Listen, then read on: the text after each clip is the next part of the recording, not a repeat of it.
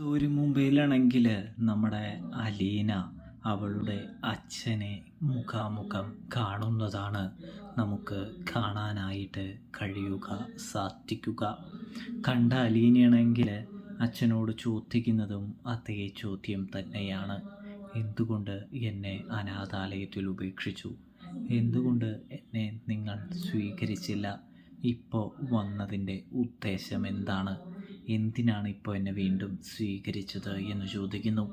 ഒരിക്കൽ കുപ്പയിലേക്ക് വലിച്ചെറിഞ്ഞ് എന്നെ എന്തിനാണ് നിങ്ങൾ സ്വീകരിച്ചിരിക്കുന്നത് വീണ്ടും എന്ന് ചോദിക്കുന്നത് കാണാനായിട്ട് സാധിക്കുന്നുണ്ട്. ഇതേ സമയം സ്റ്റാൻലി പറയുന്നുണ്ട്, മോളെ, നിന്നെ അനാഥാലയത്തിലേക്ക് വലിച്ചെറിഞ്ഞത് ഈ അച്ഛൻ്റെ അറിവോടെയല്ല. ഈ അച്ഛൻ അതിൽ തെറ്റുകാരനല്ല. ഈ അച്ഛൻ നിരപരാധിയാണ് എന്ന് പറയുന്നത് കാണാനായിട്ട് കഴിയും. പിന്നെ എന്തിനാണ് എന്നോട് ഇത്രയും വലിയൊരു ക്രൂരത ചെയ്തത്?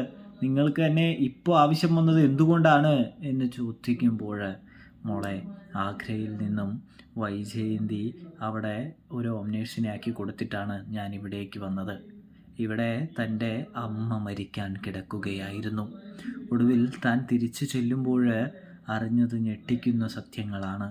കിങ്ങാധരമേനോൻ എന്ന മോളുടെ അമ്മയുടെ, അതായത് വൈജയന്തിയുടെ ആങ്ങള എന്ത് ചെയ്യുന്നു, അവളെ കൊണ്ടുപോയി എന്നും അവളുടെ കുഞ്ഞിനെ എവിടേക്കാണ് കൊണ്ടുപോയതെന്നും തനിക്കറിയില്ല. ഗർഭിണിയായിരുന്ന അവളെയാണല്ലോ അവർ കൊണ്ടുപോയത്.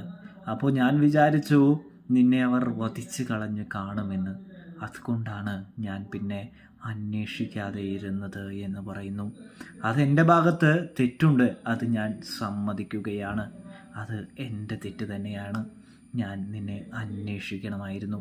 അവർ നിന്നെ ഒരു അനാഥാലയത്തിൽ തള്ളുമെന്ന് ഞാൻ ഒരിക്കലും വിചാരിച്ചില്ല.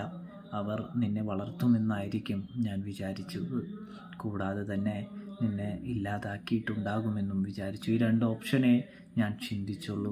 നിന്നെ എവിടെയും കൊണ്ട് കളയുമെന്ന് മോളെ ഞാൻ ഈ അച്ഛൻ വിചാരിച്ചില്ല എന്ന് പറയുന്നു.